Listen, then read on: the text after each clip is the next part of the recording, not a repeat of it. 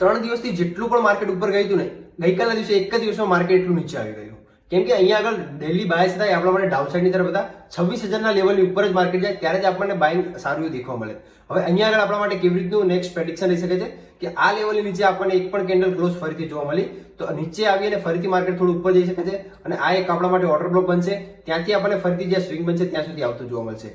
એના પછી એ વાત રહી કે આ એક જ સ્વિંગ અહીંયા બને છે, માર્કેટ નીચે આવ્યું, અપસાઇડ ગઈને ફરીથી અહીં નીચે આવે છે અને આપણે સડનલી અહીંથી ફરીથી ઉપર જતું જોવા મળે. 26,000નું બ્રેક કરે છે લેવલ, તો ફરીથી એક પુલબેક જોવા મળશે. અહીંથી આ લેવલથી લઈ આ લેવલ સુધી આપણે 0.5ના લેવલ સુધી કોઈ પણ જગ્યાએ આવે, અહીં કોઈ પણ જગ્યાએ બાઇંગ દેખવા મળે તો ફરીથી જે અહીંયા સ્વિંગ બનશે ત્યાં સુધી આપણો નેક્સ્ટ ટાર્ગેટ રહી શકે છે.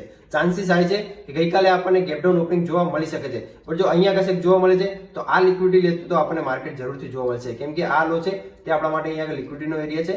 કોઈ કેન્ડલ જો ક્લોઝ થાય તો ફરીથી આપણે સારું ડાઉનસાઇડની મૂવમેન્ટ જોવા મળી શકે છે. બટ અહીંયા કશે ઓપન થાય છે તો અહીંયા આગળ સેલર્સને ટ્રેક કરે છે અને અહીંથી કોઈ બી જગ્યાએથી રિવર્સલ પણ આપણને જોવા મળી શકે છે. હવે જોઈએ આવતીકાલે આપણને ક્યાં આગળ ઓપનિંગ થતું જોવા મળે છે.